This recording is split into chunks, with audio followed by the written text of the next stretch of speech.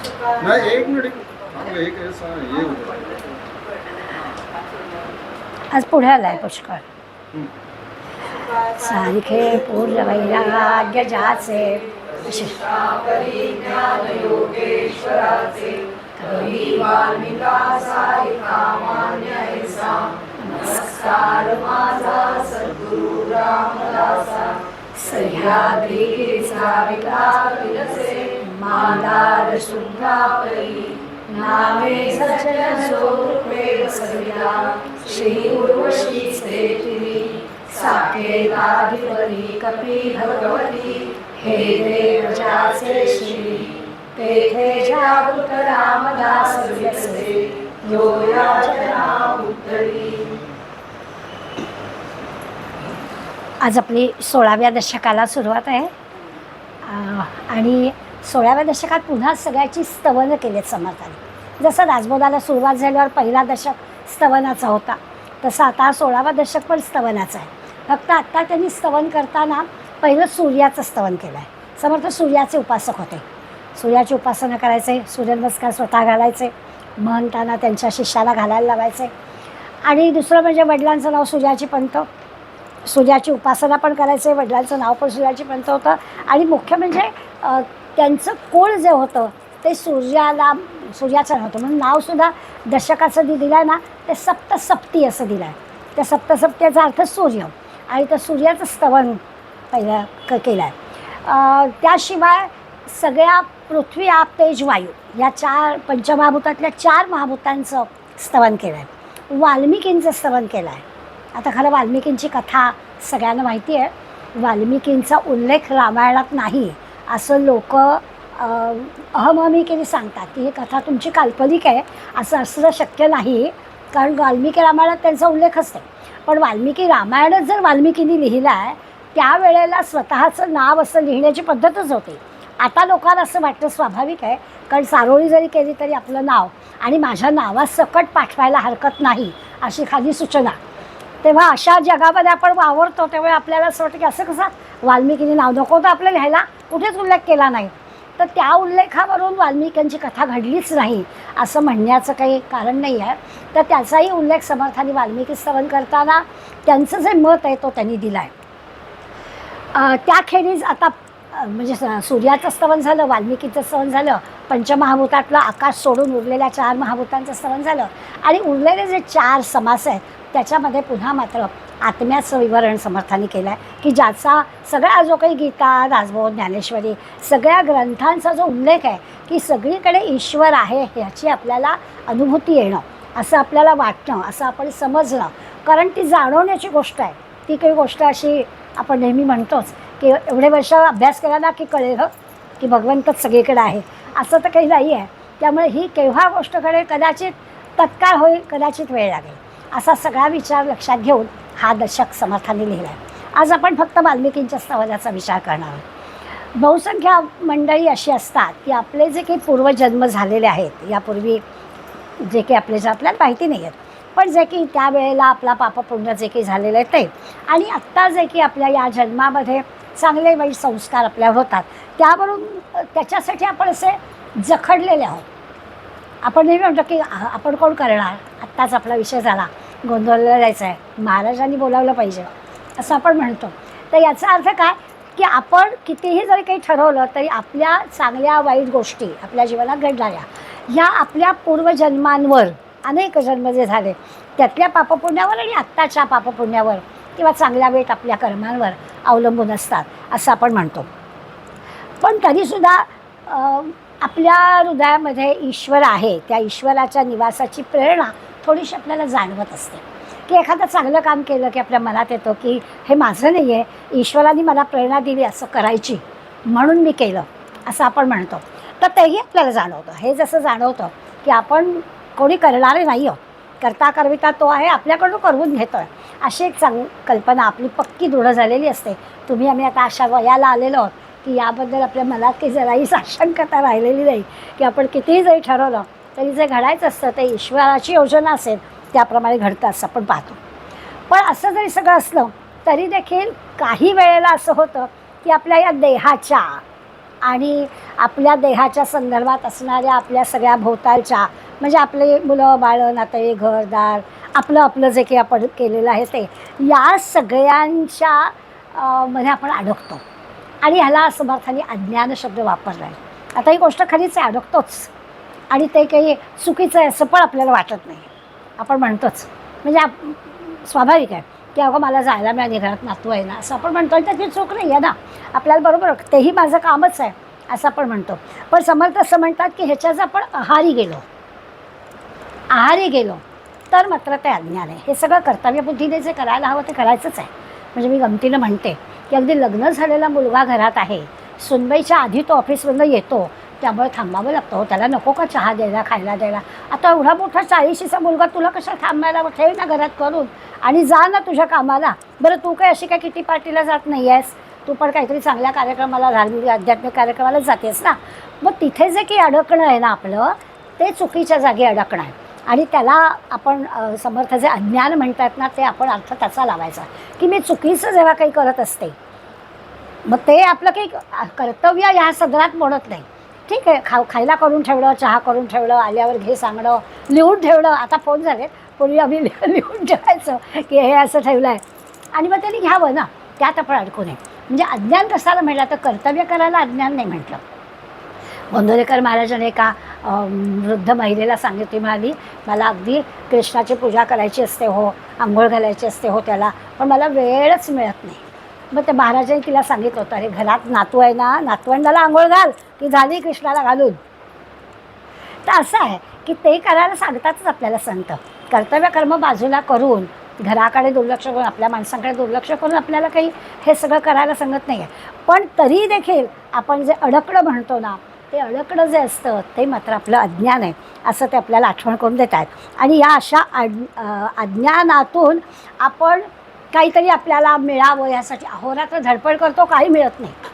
अशा प्रकारच्या अडकण्यातून अज्ञानातून आपण जे काही करतो त्याच्यातून आपल्याला काही प्राप्त होत नाही, ही धडपड फुकट जाते. आपल्या लक्षात आलं असेल की समर्थाला वाल्मिकी स्तवन सांगायचं आहे त्याच्या आधी ते सगळं ही का प्रस्तावना करतात की तो वाल्या असाच अडकला होता आणि मी जे काही करतो आहे ते सगळं माझ्या कुटुंबियांसाठी करतो आहे असंच त्यांनी नारदांना उत्तर दिलं होतं.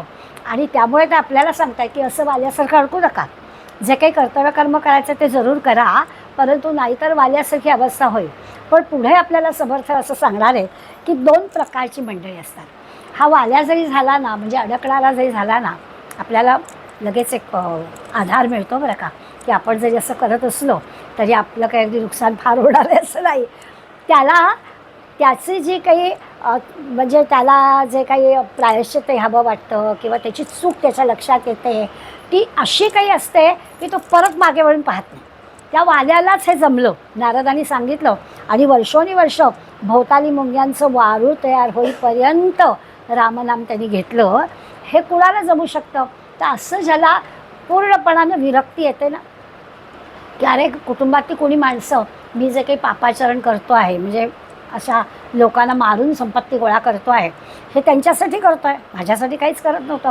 बरं तसं काही तो भिल्ल जमातीतला किंवा वनामध्ये राहणारा आहे त्यामुळे त्यांनी अशा प्रकारचं कृत्य केलं तर अगदीच अवैध आहे असं काही त्याची ती चरितार्थाची गोष्ट आहे. येणाऱ्या जाण्या लुटायचं आणि जा बाबा. तर असं तो करत होता. ते त्याच्या दृष्टीनं म्हटलं तर त्याचा चरितार्थाचा विषय होता. पण जेव्हा नारदांनी त्याच्या लक्षात येऊन दिलं की तू हे चुकीचं करतो आहेस, दुसऱ्याला त्रास देऊन संपत्ती गोळा करतो आहेस आणि तू ज्यांच्यासाठी करतो आहेस त्यांना मान्य आहे का, किंवा पापाचे भागीदार होणार आहेत का, हा सगळा जो काही विचार नारदांनी दिला वाल्याला आणि त्या वाल्यांमध्ये झालेलं जे परिवर्तन होतं त्या परिवर्तनात ते सांगतायत की ह्या अज्ञानातून जो कोणी अशी उपरती घेऊन बाहेर पडतो त्याला निश्चितपणानं ज्ञानप्राप्ती होते.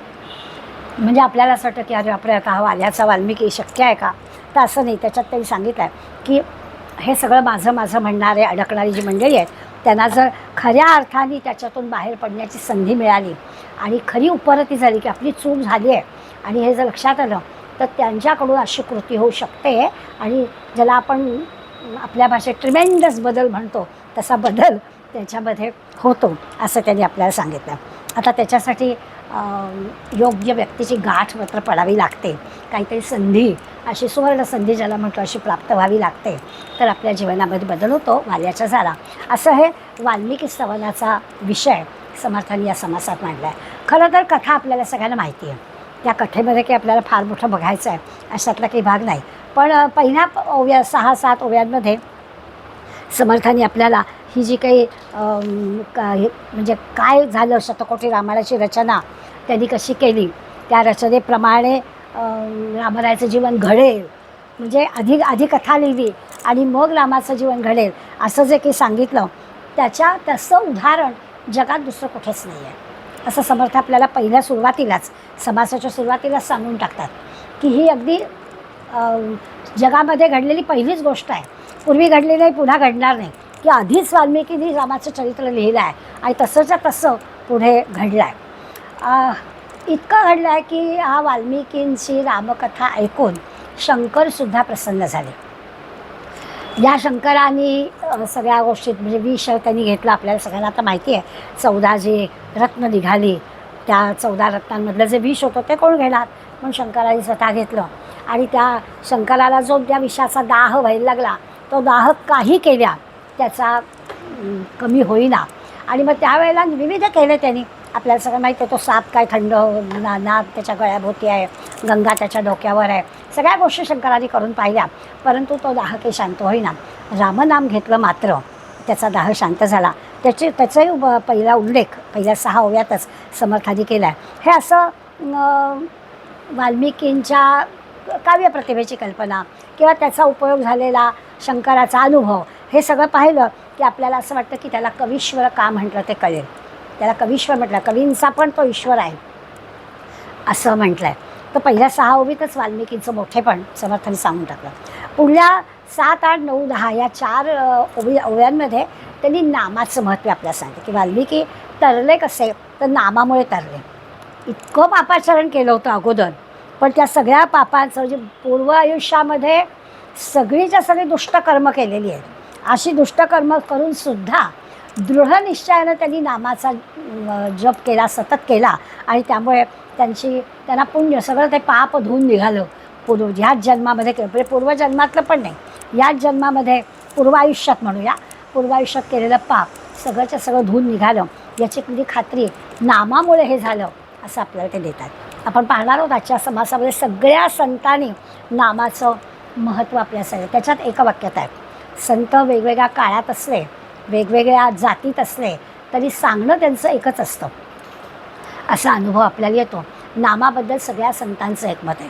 आता गोंदवलेकर महाराजांचा जन्म नामासाठी जणू काही जन्म असं आपण म्हणतो. महाराजांनी आणि अगदी अलीकडल्या काळामध्ये असल्यामुळे महाराजांनी आम्हाला सांगितलं काही दुसरं करू नका. कलियुगामध्ये नामाखेरीज अन्य काही करण्याची आवश्यकता असते. अखंड नाम घ्या. अगदी येता जाता उठत बसता काम करता तदा घेता घेता वदनी वदता ग्रास गिळता घरी दारी शय्येवरी रती सुखाचे अवसारी समस्तांची लज्जा त्याजुनी भगवत चिंतन करी. असं सतत नाम घ्या. बाकी चालू दे तुमचं काय हातापायाने कामं करायची ते करा, परंतु सतत नाम घ्या असं महाराजांनी आपल्याला सांगितलं आहे, अनेकांनी आपल्याला सांगितलं आहे. त्या नामाचं महत्त्व पण समर्थाने 4 ओव्यांमध्ये आपल्याला हे करून दिलं. आता त्या मनाने वाल्मिकींनी नाम घेतलं होतं. वाल्मिकींना निदान ते सगळं तप करायला, नाम घ्यायला वनाची जागा मिळाली ना. आता आम्हाला काही वनात जायला शक्य नाही आहे, त्यामुळे वनात नाम घेणं नाही, म्हणून आपण येता जाता उठत बसता म्हणतो की आपण सगळे व्यवहार करता करता जरी नाम घेतलं तरी देखील त्या नामाचं मोल काय हे ते आपल्याला कळेल. म्हणून समर्थ लगेच उल्लेख करतात की त्यांनी वनात घेतलं, त्यामुळे ते वारुळ वगैरे वाल्मिक शब्द आला. आम्हाला आपला व्यवहार करता करता असं नाम घेता येतो. नंतर त्यांनी 2 शब्दांशी आपल्याला ओळख करून दिली, उपरती आणि अनुताप. उपरती होणं आणि अनुताप वाटणं, दोन्ही शब्द वाङ्मयीन साहित्यिक याच्यात वापरणारे आहेत. आपण काही व्यवहारात इतके वापरत नाही. उपरती झाली असं पण म्हणतो की इतके दिवस नव्हतं त्याला वाटत, पण आता एकदम उपरती झाली वाटतं दासबोधाच्या वर्गाला यायची असं आपण म्हणतो की. तर ते जे उपरती म्हणजे अचानक काहीतरी आपल्याला करावंसं वाटणं आणि ते करणं, तसं वाल्मिकींना झालं. आणि असं झाल्यामुळे असेल, पण त्यातला जो वाल्या होता तो गेला आणि मग ते ऋषीमुनींचं जे काही कार्य आहे ते आपल्या समोर आलं असं होईल. आता तो वाल्या कोळी म्हणजे एकदम बदल झाला. आधीचा वाल्या कोळी आता वाल्मिकी ऋषी कसा झाला हे समर्थांनी आपल्याला सांगितलं. स्वाभाविकच ज्या वाल्या कोळ्याला घाबरत होते लोक, ते आता वाल्मिकी ऋषींना नमस्कार करायला येऊ लागले. इतका बदल या एकाच माणसामुळे झाला, ज्याला उपरती म्हणायचं. ती उपरती झाल्यामुळे म्हणजे पश्चात्ताप म्हणतो आपण, पश्चात्ताप झाला आणि असं काही ते चांगलं करावं असं त्याला वाटलं. आणि कितीपर्यंत तर अगदी देह असेपर्यंत, मग अखेरपर्यंत त्यांनी हेच केलं.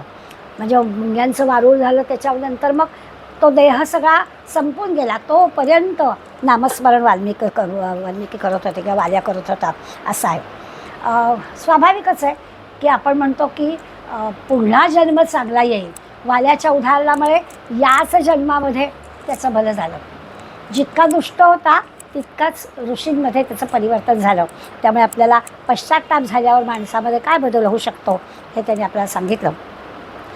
सगळं पाप जळून जातं, पश्चात्तापामुळे पाप जळून जातं. नंतरच्या 15व्या ओळीपासून त्यांनी आपल्याला म्हटलं की सगळ्या तपस्वी लोकांमध्ये वाल्मिकी श्रेष्ठ आहेत, कवींमध्ये वाल्मिकी श्रेष्ठ आहेत. रामावरती असामान्य निष्ठा त्यांची आहे आणि त्यामुळे एक वाल्मिकीचं उदाहरणसुद्धा आपल्याला साधनाच्या काळामध्ये किंवा आपला रामनामावर विश्वास बसण्यासाठी पुरेसं आहे. आता पुरेसं म्हणताना ही कथा घडली आहे हे आपण सत्याने मानलं पाहिजे.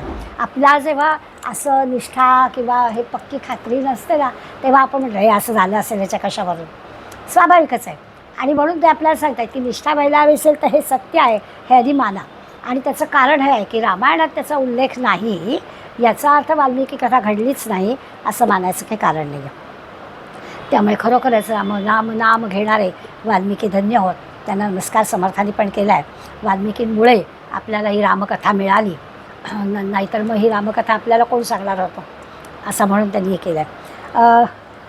संबंध मग पुढल्या याच्यामध्ये त्यांनी रामकथेचं, रामजन्माचं किंवा रामाच्या व्यक्तिमत्वाचं गुणगान गायलं आहे. जी कथा सांगितली ती कथा काही इथं सगळी सांगायची आवश्यकता नाही आहे, त्यामुळे त्याच्यात की आपण शिरूया नको.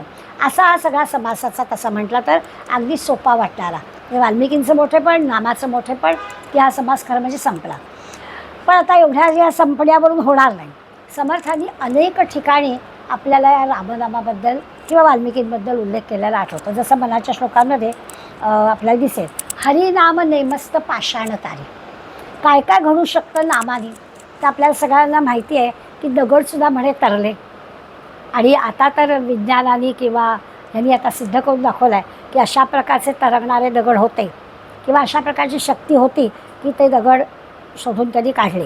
मग लाकडाचा होता दगड का काय होता ते कळेल आपल्याला. आणि असे बहुतारिले मानव देहधार या रामनामाने पुष्कळ माणसांना तारलेलं आहे. एक रामनाम पाषाणसुद्धा तारताय आणि माणसांना पण तारताय. तर या रामनामी सदा जो विकल्प आहे, पण या रामनामाबद्दल जो कोणी मनामध्ये संशय घेतो, विकल्प मनात येतो, तसे ते म्हणतात वदेना कदा जीवतो पापरूपी. तो नाही कधी पापमुक्त होणार. मनामध्ये जर संशय असेल, आपलं करते 13 माळा पण नामाने काय होणार आहे असा जर संशय मनात आला तर नाही होणार. पण निश्चयाने अगदी एक जरी माळ जेवणापूर्वी माळ केल्याशिवाय जेवणार नाही. आत्ता सकाळी आल्याच सुनील दादांचा उल्लेख आमचा झाला. सुनील दादा रोज काहीतरी रामसेवा समर्थसेवा केल्याखेरीज पाणीसुद्धा पित नव्हते. म्हणजे हॉस्पिटलला होते अखेरच्या काळामध्ये, तेव्हा गोळीसुद्धा नर्स घेऊन आली औषधं, तर ती म्हणायची नाश्ता केला आहे का, औषध द्यायचं आहे तुम्हाला. तर म्हणाले नाही आज मी काही रामसेवा केली नाही, त्यामुळे औषध नाही घेणार, खाणार नाही आधी काही. मग ते कागद पेन घ्यायचे, लेख लिहायचे सकाळी, आणि मग ती रामसेवा झाल्याशिवाय पुढलं काही नाही. असं अगदी आजारपणात सुद्धा, हॉस्पिटलमध्ये सुद्धा हा जो काही आहे तो मनामध्ये पूर्णपणानं विश्वास ह्या रामनामावर ज्याच्या असतो त्याला हे साधतं, नाही तर साधत नाही. आपण म्हणा पहिलं काय आहे, आधी शरीर धर्म. पण आपल्याजवळ सगळ्यांजवळ ना एक अगदी इतके हुकमी हे असतात, शरीर माध्यम खलु धर्म साधनम, आधी शरीर मग सगळं काय ते, आधी असे लगेच आपण उत्तरं देतो. पण ज्याच्या मनामध्ये रामनामाबद्दल इतका दृढ निश्चय आहे त्याला नाही असा मनात विकल्प येत, तो करतोच करतो. बऱ्याचदा साधारण तुमच्या माझ्या वयाच्या मंडळींची तक्रार असते, रात्री झोप येत नाही हो. मग आपण म्हणतो अहो काहीतरी वाच, स्वाभाविक आहे. पण वाचनात मन लागत नाही, नामजप करण्यात मन लागत नाही, ते करावंसं वाटत नाही. आणि झोप येत नाही अशी तक्रार मात्र आपण करतो. किती सोपा उपाय संतांनी आपल्याला सांगितला आहे. काही नाही, शांतपणानं आडवं व्हावं आणि नाम घ्यावं. मनात दुसरे विचार येतात आणि मग नाम बाजूला राहतं. परत आठवण झाली की नाम घ्यावं, परत आठवण झाली की नाम घ्यावं. होतं असं. आपण एवढे व्यवहार इतके चालू असतात भोवताली, त्यामुळे दुसरे कुठेतरी विचार येणं हे काही चुकीचं नाही आहे. पण ही सगळी गोष्ट या वाल्मिकींच्या स्तवनाच्या निमित्तानं पुन्हा आपल्याला ते सांगतात. आणि समर्थांची भाषा आहे, त्यामुळे हे असं जे करत नाही तो जीव पापरूपी लगेच त्यांनी सांगून टाकला. अशी मंडळी घेता नाव तर मग पुण्य, नाही घेत मग पाप, असं आपल्याला ठोकून ते सांगतायत. मग आपण निष्ठेनं जे काही आपण साधना करतो आहे ती निष्ठेनं प्रेमानं करावी असा त्याचा अर्थ. आता पाषाण तारिले म्हणजे काय असा विचार मनामध्ये येतो. तर आपल्याला सगळ्यांना रामायणातल्या कथेबद्दल माहिती आहे की खरोखरच दगड तरंगायचा कसा, तर त्याला असं म्हणतात की नल जो होता त्यावेळेचा त्यांच्या ह्याच्यातलं इंजिनियर म्हणूया, त्या नलाला दगड कोणते शोधायचे आणि कुठला दगड तरंगतो हे माहिती होतं. पण तरी देखील त्याला यश मिळत नव्हतं. मग आपल्याला जो होता रामनामावरची दृढनिष्ठा याचा विचार करायचा आहे, तर हनुमंतानी म्हणे त्याला सांगितलं की तो जो दगड घेतो असेल त्याच्यावर राम लिही की मग तरंगेल. तर त्याची रामावर निष्ठा होती आणि मग नलाला ते यश मिळालं अशी कथा सांगतात. आता कथेतल्या गोष्टींमध्ये पुन्हा तेच आहे की नामावरचा दृढ विश्वास वाढावा यासाठी अशा प्रकारच्या कथा असतात. पण तो नल दगड शोधत होता समुद्रकाठचे, ते दगड त्याला सापडत होते, त्याचं ज्ञान त्याला सांगत होतं की हे सगळे असं करतो. तर त्याचं जे होतं ते तरंगणारे दगड त्याला मारत होते, त्याचा त्याला अभिमान वाटत होता आणि म्हणून ते दगड कदाचित बुडत होते. पण हनुमंतांनी जर त्याला सांगितलं की त्याच्यावर राम लिही आणि मग दगड तरंगायला लागले, तो सगळा सेतू तयार झाला, सैन्य सगळं तिकडे गेलं. आपल्याला कथा माहिती आहे. या निमित्तानं झालेल्याच कथा पुन्हा पुन्हा आठवण्याची आवश्यकता असते. मध्यंतरी आपण रामायणात ऐकलं असेल. पण रावणाची आणि मंदोदरीची पण या संदर्भातली गंमतशीर कथा आपल्याला ऐकायला मिळते की ही वार्ता, सेतू बांधला जातो आहे, ही वार्ता तिकडे मंदोदरीला म्हणजे लंकेत पण कळली सगळ्यांना की अहो ते सेतू बांधला जातो आहे आणि हे सगळं वानर सैन्य रामासह सगळी मंडळी लंकेवरती चाल करून येत आहेत. आणि खरोखरच आश्चर्य वाटलं की असं कसं समुद्र कसा काय पार करून येणार. त्यामुळे या लंकेमध्ये चर्चेला उधाण आलं होतं. मंदोदरीच्या कानापर्यंत वार्ता गेली. मंदोदरी रावणाला म्हणाली, ऐकलत का, की सगळे तरंगतात दगड आणि सगळी चाल करून येत आहेत लंकेवरती. रावण म्हणाला, असं होणं शक्य नाही. अशी काय सेतू काय असा इतक्या लगेच बांधता येतो का, असं काय लगेच सिंधूचं पाणी अडवलं की लगेच काय होतं का, असं म्हणणारे म्हणतातच रावणासारखी मंडळी. पण त्याची योजना केलेली असते आधी, एकदम नाही की डिक्लेअर केलं जात. तसंच आहे इथे की जरी मंदोदरी विचारल्यावर रावणा म्हणाला असं हे होत नाही, पण माझी बघायला तर जाऊया आपण खरंच असं काय चाललं आहे ते. आणि मला बघायचं आहे की असं काय रामाजवळ मोठं कौशल्य आहे की त्यांनी त्याचं नाव घेऊन कुणीही दगड टाकला तरी तरंगतो आहे. आणि माझाही नवरा शिवभक्त आहे, तर तुम्ही पण दगड टाका, बघूया आपण पण आपला पण तरंगतो का. आता मात्र रावणाला धस्त झालं की आता काय होणार, कोण झाले.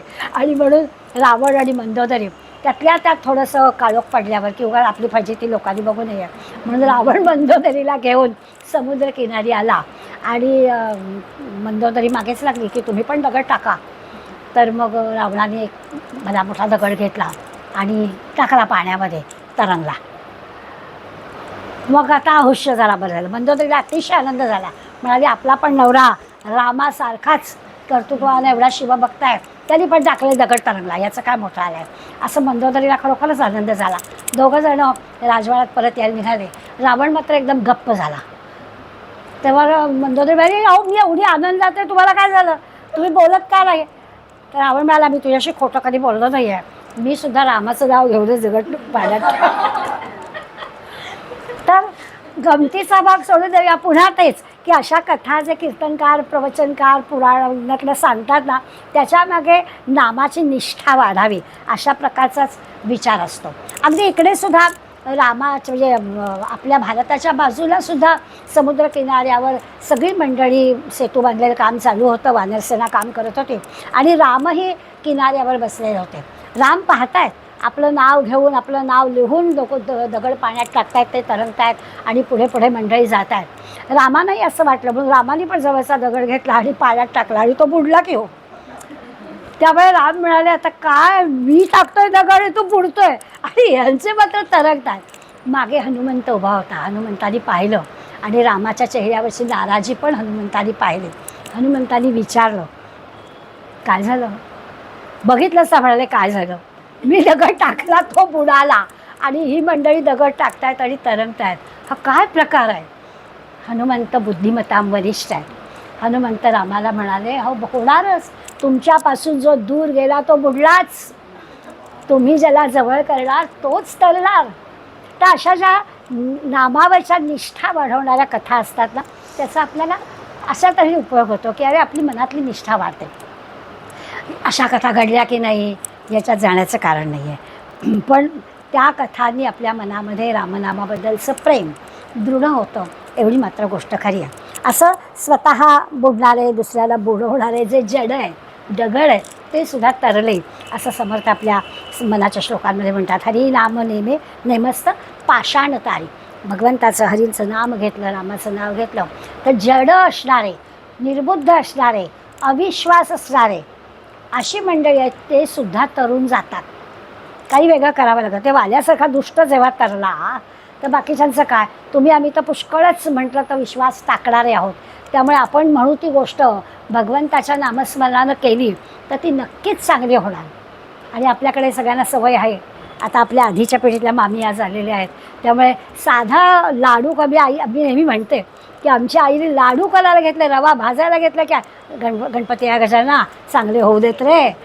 आता खरं म्हणजे काय, त्याच्यात काय चांगले होऊ दे, इतकी सवय झालेली की कुठलाही पदार्थ बिघडण्याचा प्रश्नच आहे. पण अशी सवय आपल्याला असते. कुठलंही काम करताना त्या भगवंताचं नाम घेऊन ते काम केलं की ते 100% चांगलं होतं याची एक खात्री आपल्या मनाला असली की ते तसं आपोआपच घडतं, असं होतं. त्यामुळे इथे त्यांनी पार अगदी जड असणाऱ्या दगडांचं उदाहरण दिलं आहे. तर तुम्हा आम्हाला नक्कीच लागू आहे की जड अंतक असं की दगड आपण नाही, तर आपल्या अंतःकरणामध्ये भगवंताबद्दलचं जे काही प्रेम आहे ते आणखीन दृढ व्हावं यासाठी आहे.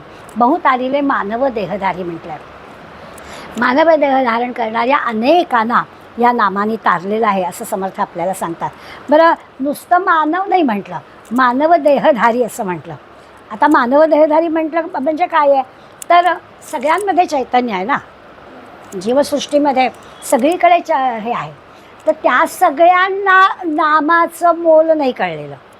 जीवजंतू, पशुपक्षी, प्राणी कितीतरी आहेत, पण मानव देहाला हे कळलेलं आहे. म्हणजे असं आहे की नेहमी मी अनेकदा उदाहरण दिलेलं आहे की ती पोपटानं शिकवलं जातं, पण बिचाऱ्यांना कळत नाही त्या रामनामाचं महत्त्व काय आहे, त्या बाकी जीवांना कळत नाही आहे. ते जसं आपण सांगू तसं बोलतील, पण त्याचं महत्त्व काय आहे, त्याची निष्ठा काय आहे ती त्यांना नाही कळणार. स्वामीनिष्ठ असतात. आता कुत्र्यासारखा प्राणी आहे, तो अत्यंत स्वामीनिष्ठ आहे, प्रामाणिक आहे. त्याचं जे कोणी करतात त्यांच्यावरती त्याचा किती जीव असतो आपण पाहतो. त्यांच्या घरामध्ये कुत्रा पाळला जातो, त्यांचं किती आपल्या मुलांसारखं त्या कुत्र्यावरती प्रेम असतं किंवा त्या कुत्र्याचं पण त्यांच्यावर असतं, असं आपण पाहतो. पण म्हणून रामनामाचं महत्त्व काय आहे ते त्या देहधारी म्हणजे चैतन्य असणाऱ्या जीवांना कळणार नाही आहे. ते फक्त मानव देह धारण करणाऱ्यालाच कळणार आहे.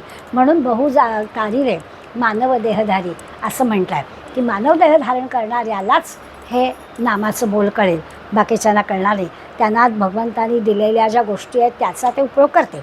जसं आपण म्हणतो की महाराजांचं त्या कुत्र्यावरती किती प्रेम होतं, इतकं प्रेम होतं की शिवाजी महाराजांच्या चितेमध्ये त्यांच्या वाघ्याने उडी घेतली, कुत्र्याने उडी घेतली. ही स्वामीनिष्ठा आहे. पण नाममहात्म्य जे आहे ते मानव देहधारी असणाऱ्यांनाच फक्त होतं. अनेक सद्भक्तांनी अशा प्रकारे भक्तिहीन असा देह असणाऱ्यांना चांगलं हे करून घेतलेलं आहे.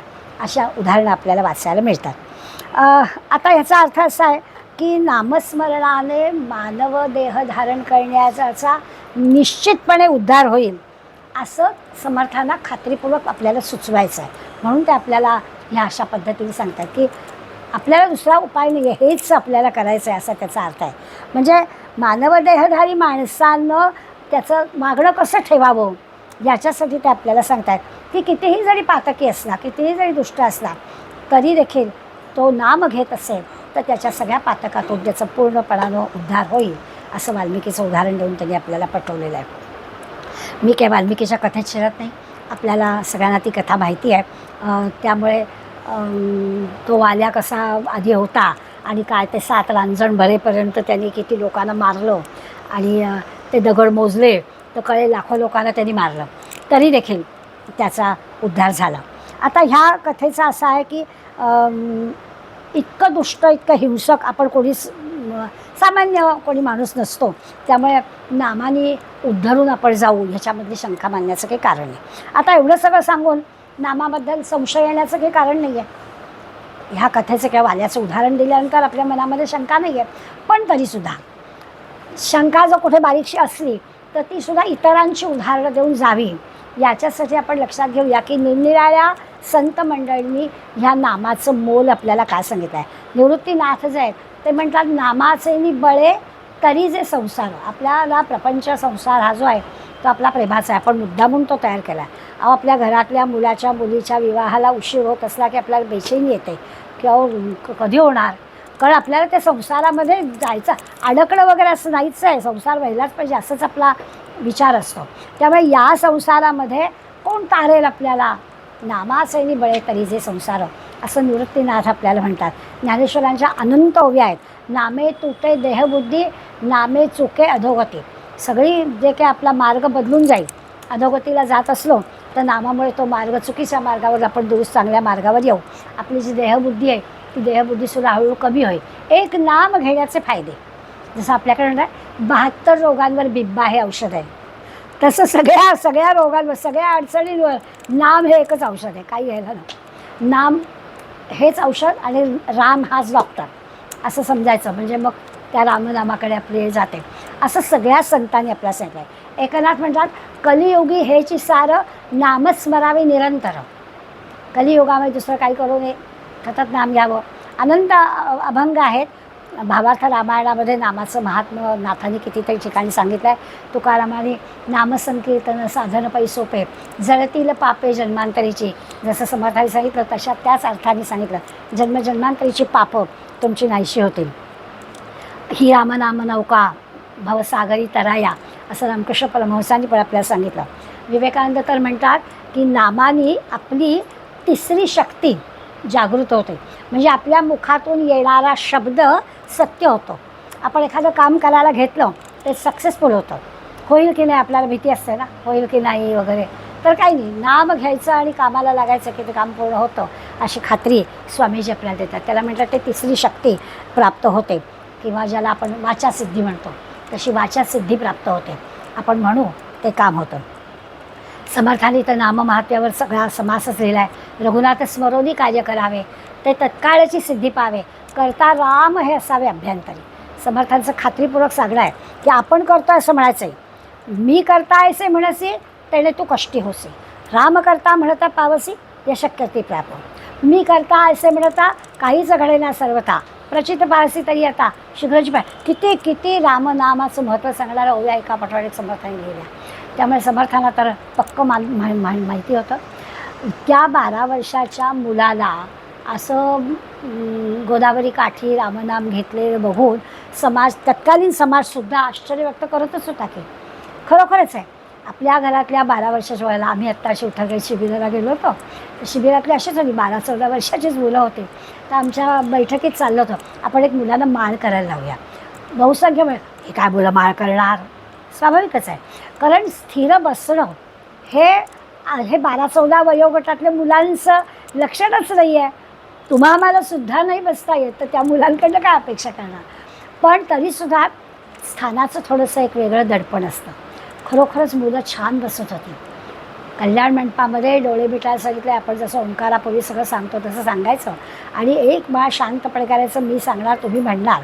आणि आधी हे सगळं नामाचं महत्त्व सांगितलं होतं, कसं दगड तरंगले वगैरे सगळं सांगितलं आणि मुलं छान बसली होती, काही त्रास दिला नाही. आणि त्याचा एक अनुभव की काय वाटतं हे मुलं आपल्याला सांगतात येऊन, आजी छान वाटतं गं, एकदम छान वाटतं, काय ते सांगतात ते छान वाटतं असं म्हणतात. त्यामुळे ही करून बघण्याची गोष्ट आहे की काय वाटतं. रामनाम शांतपणानं घेणं, खरोखरच बाकीचे आवाज सगळे कसे बंद होतात, डास माशा काही त्रास देत नाही, येतच नाही आपल्याजवळ. आपण रामनाम घेतो ना, ते दूर जातात आपल्यापेक्षा, असं सहज घडतं. असं छोटी छोटी मुलं अनुभव येऊन सांगतात, तेव्हा मजा वाटते. त्यामुळे समर्थांची ही जी काही सांगणं आहे की त्याला स्मरून काम करावं किंवा त्याला स्मरावं, की आपले सगळे ती गोष्ट खरी आहे. हरिपाठामध्ये अभंग आहे, एकतत्व नाम दृढधरी मना, येईल करुणा, लगेच भगवंताला तुमची करुणा येईल. भगवंत दयाशीलच आहे. अगदी सहजपणानं म्हणजे असं सांग, एक पाऊल तुम्ही देवाच्या बाजूनी टाका, देव 10 पावलं आपल्या बाजून येतो. हो, पण आपण एक पाऊल तर टाकलं पाहिजे ना. आपण पाऊल तिकडे टाकत नाही, आपली भलतीकडेच पावलं जातात, त्याला काय करावं. तर असं आहे ह्या हरिनामाचं महत्त्व सांगितलं आहे नाथाने. आवडीने भावे हरिनाम गाई. किती पूर्वी सकाळी 6ला आकाशवाणी लागली ना की छान एका पाठोवर एक अभंग लागायचं. आता असं लागतात, पण मध्ये ते जाहिरातीने त्रास होतो. तसं पूर्वी व्हायचं नाही, सलग आपल्याला अभंग ऐकायला मिळायचे. हे सगळं जे आहे ते नामाचं महत्त्व सांगणारं अशा गोष्टी आहेत. वारकरी संप्रदायामध्ये एक नेऊर गावकर म्हणून होते. तर त्यांनी त्यांचा एक अनुभव सांगितला आहे. पुण्यामध्ये म्हणे मी आधी पुण्यातल्या, अजूनही पुण्यातली जी सिटी सर्व्हिस आहे बसची सर्व्हिस, ती अगदीच लोक त्यांना साधारणपणानं त्या बसनी नेहमीचं जे पुणेकर राहतात ते जातच नाही, त्यांची वाहनं असतात, कारण ती बस सर्व्हिस अशी काही नाही आहे चांगली. तर ते नेऊर गावकर मात्र आपल्या ऑफिसला त्यांच्या घरापासून बसनी जायचे आणि बस स्टॉपवर गेले की ते शांत पण उभं राहायचे. एखादी बस यायची, ती थांबायचीच नाही, निघून जायची. हे नेऊर गावकर आपलं शांत उभे. कदाचित कधी दुसरी तिसरी अशी पण बस जायची, सगळी भरलेली, थांबायचंच नाही, डबल बेल वाजून कंडक्टर घेऊन जायचा आणि मग कधी पुढली बस मिळाली की त्यांना जायला मिळायचं. हे सगळं एक तरुण मुलगा नेहमी पाहायचा. एक दिवस त्यांनी या नेऊर गावकरांना म्हटलं, कसं काय तुम्ही शांतपणे उभे राहता, पण प्रत्येक बसेची भरून गेली की आम्हाला उशीर होतो ना. तितक्या घडी त्या तरुणाचा मात्र जीव वर खाली व्हायचा आणि मग कंडक्टरला शिव्या देणं, ती बस सर्व्हिसच कशी वाईट आहे, आणि मग तुम्ही कसे काय शांत उभे राहता. तेव्हा नेऊर गावकर शांतपणे म्हणाले, वारकरी संप्रदायातले, त्यावेळी ते म्हणाले, असं आहे की हे असं घडतंच, याचा अनुभव आपल्याला आहे. त्याप्रमाणेच मी ऑफिसची वेळ ठरवून 3-4 बस अगोदरच येऊन बस स्टॉप उभा राहतो आणि मी उभं राहून नामजप घेतो. त्यामुळे भरून गेली बस तरी मला त्रास होत नाही. जेव्हा केव्हा येईल तेव्हा आपल्याला बसवर चढता आलं की झालं. बरं, समजा आधीची बस मिळाली तर मी ऑफिसवर लवकर पोचतो, तिथे मी नाम घेतो. बस स्टॉपवर थांबलो काय आणि ऑफिसवर थांबलो काय, वेळ जो काही मला मिळणार आहे ते नाम घेतो. असं त्या मुलाला सांगितल्यावर तो मुलगा म्हणाला, कमाल आहे बाबा, आम्ही ऑफिसच्या वेळेला धावपळ करतो म्हणजे आमची चूक असते आणि आम्ही बस सर्व्हिसला आणि त्या कंडक्टरला मात्र शिव्या देतो, असं होऊन नाही चालत.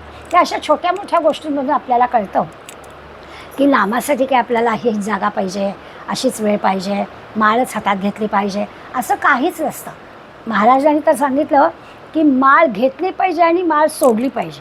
आता याचा अर्थ काय, घेतली पाहिजे सोडली पाहिजे म्हणजे काय, तर नामाची सवय होईपर्यंत जरूर माळ हातात घ्या. पण श्वासागणिक जर आपल्याला घ्यायचं आहे, 10,800 आपण श्वास घेतो 24 तासामध्ये, तर 10,800 म्हणजे 108चं 100 पाठ झालं ना, तर ती 108चीच माळ करायची की आपोआपच श्वासागणिक तुमचं नामस्मरण होणार आहे. तर तालावर त्या ह्याच्यात बसवून घ्या. आपण लिफ्टमध्ये बसतो, सहज आपलं लक्ष असतंच ना, आपल्याला ग्राउंड फ्लोअरला जायचं आहे, आपण बघतोच ना, बघतो तो बाण सरकत असतो, बसतं त्याच्यात नाम, श्रीराम जय राम जय जय राम. 4 वेळा गेलं की पुढला मजला, श्रीराम जय राम जय जय राम, 3रा मजला, आपोआपच होतं ते. तर ते असं प्रत्येक आपल्या पावलागणिक, श्वासागणिक म्हणजे पावलागणिक आपण जे काही करतो त्याच्यात नाम बसवावं, म्हणजे आपोआप आपल्याला त्या नामाची सवय होते. स्मरण देवाचे करावे, अखंड नाम जपत जावे, नामस्मरणे पावावे समाधान, असं समर्थ आपल्याला सांगतात. अखंड नामजप करण्याचा काय फायदा होतो तो आपण अनुभवाने घेतल्याशिवाय येणार नाही. असं नामजप करावा असं ह्या वाल्याच्या निमित्तानं आपल्याला सांगतात. नामस्मरण करायचं म्हणजे काय कर्म सोडायला सांगत नाही आहेत, ती कर्म आपल्याला करायचीच आहेत. काम करता करता नाम घ्यायचं आहे. फक्त असं आहे, कबीर आपली चूक आपल्याला दाखवतात. कबीर म्हणतात, माला फिरे कर्मे जीभ फिरे नामवे, असं व्हायला हवं. पण होतं असं की माळ हातात बाकी काही नाही, असं होणार नाही. तो मनवा दश दिशा फिरे, त्याचा काही उपयोग नाही. त्या मनवाला पण आपल्याला इकडे आणावं लागतं. म्हणून कबीर आपली चूक आपल्याला दाखवतात की आम्ही दशदिशा फिरतो, हातात माळ असते, हे दूध बघ गं जरा, अगं आता माळ करते असला जाऊ दे ना, गॅस बंद करूनच मग बस. तर ते होत नाही आपल्याकडून. त्यामुळे आपल्याला या संतांचं सांगणं लक्षात घ्यावं लागतं. एका अर्थाने आपल्या जर का आपल्या लईत आपण नाम बसवलं तर ते होतं. सकाळ संध्याकाळ त्यामध्ये म्हणजे माझं सकाळचं अन्निक उरकलं असं आपण म्हणतो. तर ते अन्निक उरकलं बाकी ठीक आहे, पण नामजप मात्र सतत चालू असला पाहिजे. पुंडलिक आईवडिलांची सेवा करत होता, म्हणजे ते नामजपच करत होता. त्यांनी भगवंताला सुद्धा विटेवर उभं करून ठेवलं की नाही, टाकली विठ, राहू बाई ते आता मला वेळ नाही, मी आईवडिलांची सेवा करतोय. मग भगवंत आनंदित झाला. तसं आहे भगवंताचं, तो पाहतोय आपल्याकडे, आपण काय करतोय त्याच्याकडे त्याचं लक्ष आहे. असं करावं असं सांगितलं. म्हणजे आनंद मिळावा म्हणून नाम घ्यायचं नाही, आपल्याला आनंद वाटतो म्हणून नाम घेतलं पाहिजे. नाम घेण्यामध्ये आपल्याला आनंद वाटतो असं वाटलं पाहिजे. कधी तो मेरूमणी देतोय असं नाही होता कावा. नाही तर बाळ घ्यायची, पण डाव्या हाताने मेरूमणी कुठपर्यंत आलाय ते बघायचं, असं काही उपयोगाचं नाही. तर तो नाम घेण्यामध्ये आनंद वाटला पाहिजे. झाल्या तेळा माळा असं असं वाटलं पाहिजे. असं जेव्हा आपण रमू, म्हणजे आपली परीक्षा आपण घेता येते की आपण नामामध्ये किती रमतो. वाल्याच्या निमित्तानं ह्या सगळ्या गोष्टी तो आपल्याला सांगतायत. नामदेव म्हणतात, त्या ह्याची गोष्ट सांगतात चोखोबांची. सगळ्याला माहिती आहे, आठवण फक्त ते चोखोबा बांधकामाच्या कामात होते आणि ते बांधकाम जे करत होते ते सगळं पडलं. आणि मग चोखोबाला ओळखायचं कसं, आतमध्ये गवंडीचे काम करत सगळे गेलेले होते. तेव्हा नामदेवांनी सांगितलं होतं की ती हाडं आहेत ना, ती हाडं कानाशी लावा, ज्या हाडातून विठ्ठल विठ्ठल नाम येईल ती चोखोबांची. आणि अशा चोखोबांच्या अस्थी मिळाल्यावर इतकं चोखोबांचं सतत नामजप चालू होता. आता ही काही गोष्ट खोटी नाही म्हणता येईल, की खरोखरच असा अनुभव येतो. त्या गौऱ्या घेतल्या घ्या, तो गौरीतून आवाज येतो विठ्ठल विठ्ठल विठ्ठल. याचा अर्थच असा आहे की आपण करू त्या गोष्टीमध्ये पूर्णपणानं नामस्मरणाने त्या रमायला लागावं, असा त्याचा अर्थ आहे. सगळं जे काही आहे म्हणजे आपलं थोडं होतं असं की स्वैर वर्तन आपलं ठेवून आपण जर म्हटलं आत्ता सध्या स्थितीत आपण जे पाहतो आहे की मनाला येईल ते आणि मनाला येईल तसंच आचरण करणं, असं नाही चालत. आता अजामेळासारखं उदाहरण आहे, अगदीच नाही अशातला भाग नाही. अजामेळसुद्धा स्वैरच वर्तन करत होता की हो, काहीच त्यांनी पुण्याच्या गोष्टी केल्या नाही, अत्यंत दुष्ट होता. पण दुर्दैवानी का सुदैवानी माहीत नाही, मुलाचं नाव नारायण ठेवलं होतं आणि मुलावर अत्यंत प्रेम. त्यामुळे अखेरच्या क्षणी अंथरुणावर जेव्हा पडायची वेळ आली तेव्हा त्या मुलाला हाक मारलं आणि भगवंत म्हणतं चुकीनं का होईना, मुलासाठी म्हणून का होईना नारायण म्हटलं तर आले किंवा विष्णूचे दूत. तर असं आपल्याला आधार वाटावा म्हणून अजामेळाची गोष्ट ठीक आहे. याचा अर्थ असा नाही की आपण कसंही स्वैरवर्तन करावं आणि मग मरताना फक्त एकदा भगवंताचं नाम आलं की झालं. ते त्या अजामेळाचं आलं मुखातून, तुमच्या आमच्या मुखातून कसं येणार. तर त्याच्यासाठी आपल्याला सराव त्याचा करायलाच हवा. त्यामुळे नारायणाचं नाम किंवा भगवंताचं नाम मुखातून यायला हवं असेल तर सातत्याने आपल्याला ते घ्यायलाच हवं असं होतं. या पिंगला नावाच्या वेश्येचं पण उदाहरण देतात. तिने पोपटाला पण शिकवलं होतं आणि तो म्हणायचा सारखा रामनाम घ्यायचा, पण रामनाम घेतलं तरी तो त्यावेळेला होईल असं नाही काही, त्या वेळेला यायला हवं, अखेरच्या क्षणी यायला हवं. त्याच्यासाठी सराव मात्र आपल्याला करावाच लागतो. कीर्तनकार नेहमी गोष्ट सांगतात, त्या गंमतशीर म्हणून आहे. ते एकदा काय झालं म्हणे, एका गावातला कीर्तनकार आणि बस ड्रायव्हर एकाच दिवशी गेले आणि मग लोक जमले होते. तर झालं, लोकांच्या चर्चा झाली कीर्तनकार आणि हा बस ड्रायव्हर. आणि मग दोघंजणं गेल्यावर त्यांची पापपुण्याची यादी काढली. कीर्तनकाराला सांगितलं नरकात जा आणि बस ड्रायव्हरला स्वर्गात पाठवलं. बस ड्रायव्हर म्हणाला त्याचं काय चांगलं झालं ना, त्याला स्वर्गात जायला मिळालं. कीर्तनकार रागावला, तो मला पृथ्वीवरती भ्रष्टाचार आहेच, काही चांगलं वागा, आपल्या पदरात काही पडतच नाही. इथे पण तसंच आहे का, मी कीर्तनकार आयुष्यभर कीर्तन केले आणि मला तुम्ही नरकात पाठवता, हा काय प्रकार आहे. तेव्हा ते म्हणाले नाही, आमच्याकडे जे काय आहे नोंद त्याप्रमाणे आम्ही तुम्हाला स्वर्ग नरकात पाठवतो. काय म्हणजे तुमच्याकडे नोंद आहे, मी जर कीर्तनं केले तर नोंद काय तुमची, माझी वाईट काय ना. वेळी सगळे कीर्तनकार, तुम्ही कीर्तनकार ते झोपत होते लोक. हा बस ड्रायव्हर अशी काही बेफाट गाडी चालवायचा दारू पिऊन की लोक श्रीराम जय राम जय जय राम, श्रीराम जय राम जय जय राम, श्रीराम जय राम जय जय राम. मग त्यांनी जर एवढ्या लोकांना नामाला लावलं तर त्याला स्वर्गात नको पाठवायला. पुन्हा गमतीचाच भाग आहे. तर असं घडतं, भीतीने घ्या, प्रेमाने घ्या, राम नाम घ्या असं ते आपल्याला सांगतात. खऱ्या अर्थानं आपल्याला नामाचं महत्त्व पटावं म्हणून निरनिराळी मंडळी निरनिराळ्या पद्धतीने आपल्यासमोर नामाचं महात्म्य सांगतात. एकदा पूर्वी असं घडायचं, बोटीच्या किंवा विमानाच्या प्रवासामध्ये असं मधूनच भोंगा वाजायचा. म्हणजे खरं ते प्रॅक्टिससाठी सैनिकांसाठी असायचं. ते महात्मा गांधी एकदा लंकेला चालले होते प्रवासामध्ये आणि मग एकदम धोक्याच्या इशाऱ्याचा भोंगा वाजला आणि मग सगळी अशी 5 मिनटं धावाधाव झाली. भोंगा वाजल्यावर काय काय करायचं त्याची. मग काय कळे ना की हा काय प्रकार आहे. दुपारी पुन्हा एकदा तसंच घडलं. मग महात्मा गांधी विचारले की हा काय प्रकार आहे, की असं काय होतं आहे. मग त्यांनी समजावून सांगितलं की हे काही घडल्यानंतर काय करायचं याची रंगीत तालीम आम्ही करतो. महात्मा गांधी त्याला जोडून सांगितलं, आपण सही रंगीत तालीम घ्या. आपण काही होईपर्यंत वाटली बघायचे की असं घडल्यावर काय तर आपल्याला आत्ताच कळलं आहे ना, तर आत्ताच आपण तयारी करून जाईल. ती जशी रंगीत तालीम असते ना तशी आपली रंगीत तालीम ही आहे की आपल्याला एवढे संत सांगतायत, एवढी मंडळी सांगतायत की यांनी फायदा होतो. तर आपल्याला काय बरं त्या नामस्मरणाला काहीच खर्च येत नाही हो, काहीच खर्च येत नाही. तर की साधन सामग्री लागत नाही, काही लागत नाही. मग आपल्याला ते घ्यायला काय त्रास आहे. अशा प्रकारचा विचार त्यांनी आपल्याला ह्या समाज सांगितलं. म्हटलं तर समाज अगदीच सोपा. नव्याने काही सांगायचं होतं. वाल्मिकीची गोष्ट पण नव्याने नव्हती, ती पण आपल्याला सगळ्यांना माहिती होती. नामस्मरणाचं महत्त्व पण आपल्याला त्यानिमित्तानं पुन्हा सगळ्या चांगल्या गोष्टी पुन्हा आठवणं एवढाच या समासाचा अर्थ. आता याच्या जोडीला आपल्याला जो त्यांनी 3 सप्ततीन्वय असं जे म्हटलेलं आहे त्याचा विचार आपण 2 मिनटं करून ठेवूया आणि थांबूया. त्याच्यात त्यांनी असं म्हटलं की ही जर सूर्याचा वंश आहे, म्हणजे यापूर्वी आपण आत्मानात्मविवेक, सारासार विवेक असे शब्द वापरलेले आहेत. म्हणजे चांगलं काय, वाईट काय, पाप काय, पुण्य काय, सार काय, आत्मा काय, अनात्मा काय.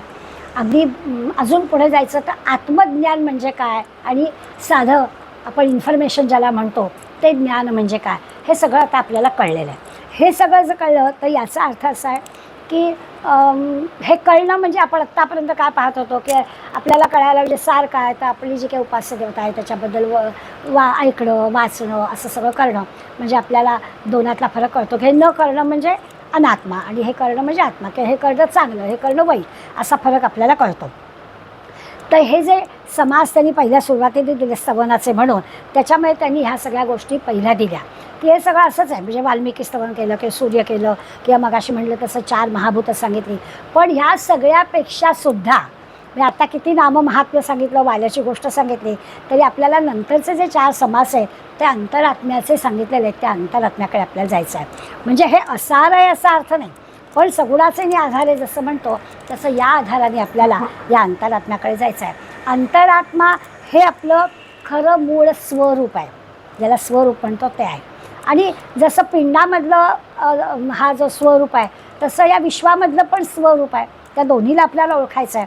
त्यामुळे ह्या सगळ्या ज्या काही घटना घडवून आणणारं जे काही उपास्य दैवत आहे त्याच्यासाठी ही आपली पूर्वतयारी आहे.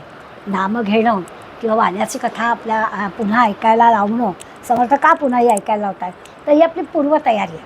आता ह्याच्यातून जायचं आहे आपल्याला अंतरात्म्याकडेच, म्हणून ती हे दिल्या. सगळ्या देवादेवतांच्या उपासना अखेर त्या अंतरात्म्यापर्यंत जाऊन पोचतात. सूर्याची उपासना केली सर्व देवनमस्कारम केशवम प्रतिगच्छती असं जे आपण म्हणतो त्या अर्थाने सगळ्या विश्वाला चेतना देणारा जे आहे. म्हणजे सूर्याचं उदाहरण आता पुढल्या वेळेला सूर्यस्तवन होणार आहे, तर सूर्याचं उदाहरण द्यायचं कारण तेच आहे की त्याच्यावर सगळं आपलं विश्व चालतं आहे. हे आपल्याला माहिती आहे. किती जरी आपण आपल्या बुद्धीच्या जोरावर शोध लावलेले असले तरीसुद्धा सूर्य जो आहे त्या सूर्यावरती आपली सगळं सृष्टीचक्र चालू आहे. त्या सूर्याच्या उष्णतेनं समुद्राच्या पाण्याची वाफ होते, वाफेचे ढग बघताय, ढगाचं पाणी होतं आहे, हे सगळं जे काही चालू आहे सृष्टीचक्र ते त्याच्यावर चाललेलं आहे.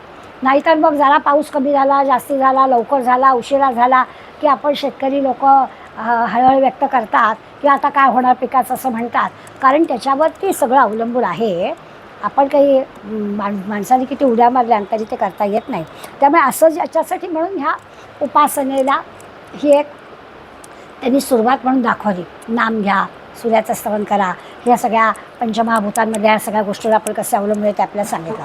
पण शेवटी आपल्याला आत्मानुसंधानाकडेच ते देणार आहेत की त्यातलं आपलं जे चैतन्य आहे, आपलं जे काय म्हणायचं अंतरात्मा आहे, त्या अंतरात्म्यापर्यंतच आपल्याला पोचायचं आहे. ही आपली सगळी पूर्वतयारी ते करून घेतात म्हणून आहे. साधकाला आपली गुरुपरंपरा पण थोडीशी माहिती पाहिजे. त्याचा समर्थांनी स्वतःची गुरुपरंपरा सांगितली की सूर्योपासक ते काय आहेत, तर सूर्याची उपासना करणारे आणि त्यांचा वंश पण सूर्यवंश म्हणून त्यांनी आपल्याला राम हे दैवत त्यांचं. तर आपल्याला सगळ्यांना सुद्धा आपण रामाचे उपासक आणि आपल्याला हे सगळं माहिती पाहिजे. प्रभू रामचंद्र हे सूर्यवंशी होते.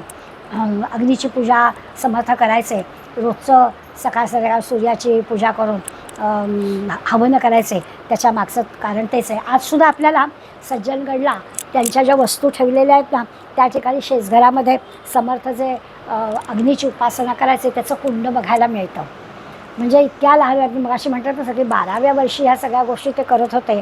आपण तुलना करतो आपल्या किंवा आपण बघतो त्या 12 वर्षाच्या माणसाची, पण तसं नाही आहे. हे काहीतरी वेगळं घेऊन आलेले असल्यामुळे त्यांच्या 12 वर्षामुळे ते सकाळ संध्याकाळ सूर्याची उपासना करतायत, हवन करतायत आणि आजही ते आपल्याला वस्तू त्याची बघायला मिळते. त्यामुळे यासाठी म्हणून या सगळ्या उपासना सांगितलं. यांनी माणूस तयार होतो आणि मग शेवटी त्या अंतरात्म्यापर्यंत पोचायचा आहे. असा हा आपल्या दशकाचा प्रवास होणार आहे. पुढला समाज पुढल्या म्हणजे परवा शुक्रवारी पाहूया, तेव्हा सूर्याचं स्तवन करू. आज आपण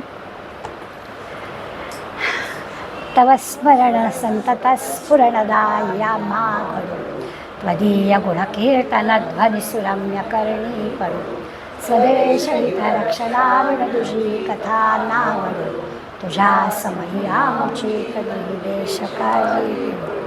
जय जय.